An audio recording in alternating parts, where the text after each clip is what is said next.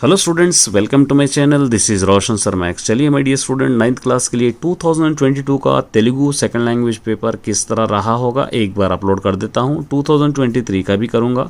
ये दो पेपर्स पढ़ लेंगे तो आपको बहुत बेनिफिट होगा। इसी टाइप का पेपर आएगा और इस पेपर में से बहुत सारे क्वेश्चंस, पोएम्स और उसी तरह लेटर या पोस्टर जो भी रहेगा वो आप पढ़ लीजिए, उसी तरह आपको रिपीट होंगे।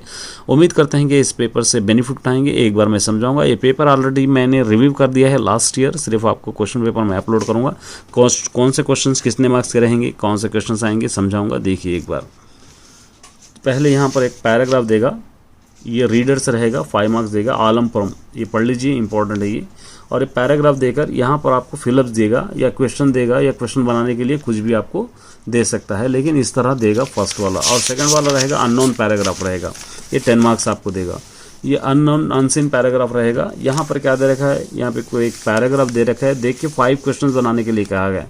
यहाँ पे भी क्वेश्चन बनाने के लिए कह सकता है या आंसर्स के लिए भी आपको कह सकता है। यहाँ पर एक पोएम दे रखा है, देखिए ये पोएम का भावम भी लिखो बोलकर। यहाँ पे फिल वक्त दोनों पोएम्स दे रखा है, दोनों में से किसी एक का भावम आपको लिखना है। कभी पोएम पूरा कंप्लीट लिखने के लिए भी कह सकता है, कभी भावम लिखने के लिए भी कह सकता है, कभी उल्टी पुल्टी पोएम देकर सही करने के लिए भी कह सकता है। तो ये दो पोएम्स भी आपको याद कर लेना चाहिए, दोनों भी इंपॉर्टेंट है। अब यहाँ से क्वेश्चन है, देखिए ये स्वीया, जैसे हम रोड मुरा पाठम राసిన రచయిత గురించి మూడు మురాలు लिखे सो पोएट के बारे में लिखना है। चद्दुला बतकम्मा पंడుగ ఏ విధంగా జరుపుకుంటారు, चद्दुला बतकम्मा फेस्टिवल किस तरह आप बिताते हैं। इंपॉर्टेंट आंसर्स है, याद कर लेना है। आलमपुरम दक्षिण काशी అని ఎందుకు, आलमपुरम को दक्षिण काशी साउथ काशी क्यों कहते हैं। ఎక్కువ భాషలు నేర్చుకోవడానికి गांधी ఇచ్చిన సలహాలు తెలపండి। ज़्यादा लैंग्वेजेस पढ़ने के लिए गांधी जी क्या एडवाइस दिए, लिखना है आपको, ठीक है। उसके बाद नेक्स्ट देखिए, यहाँ से दोनों में से एक आपको लिखना पड़ेगा। प्रति व्यक्ति तन गौरवाన్ని కాపాడడానికి ఏమి చేయాలో उदाहरण है। हर इंसान अपने रेस्पेक्ट बचाने के लिए क्या करना चाहिए, एग्जाम्पल लिखना। या नरकिन చెట్టు पड़े बादन మీరు माडल हो रहे हैं, या कत्तर एक झाड़ को हम काट रहे हैं तो वो झाड़ किस तरीके के तकलीफ सहता है, उसके बारे में लिखना है। ना हृदయంలో ఇప్పటికీ శ్రావణుడు హరిశ్చంద్రుడు జీవించున్నాడు, मेरे दिल में अभी तक श्रावण और हरिश्चंद्र जिंदा है అని गांधी ఎందుకు అన్నాడు, गांधी जी क्यों कहे, इसके बारे में लिखना है। या नहीं तो మీరు వెళ్ళిన పుణ్యక్షేత్రం గురించి రాయండి, आप गए सो एक पुण्य क्षेत्र के बारे में लिखना है।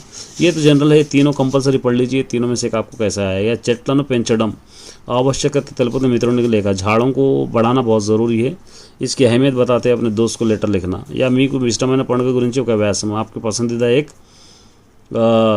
फेस्टिवल के बारे में आपको एक कॉम्पोजिशन लिखना है, 8 मार्क्स देगा ये। नूतन संवत्सर शुभाकांक्षలు తెలుపుతూ మీ స్నేహితుని ग्रीट करते हैं, नए साल का आपको शुभाकांक्षలు मतलब वेलकम बोलते हुए आप अपने दोस्त के लिए ग्रीटिंग कार्ड तैयार कीजिए। ये भी एक क्वेश्चन पेपर है।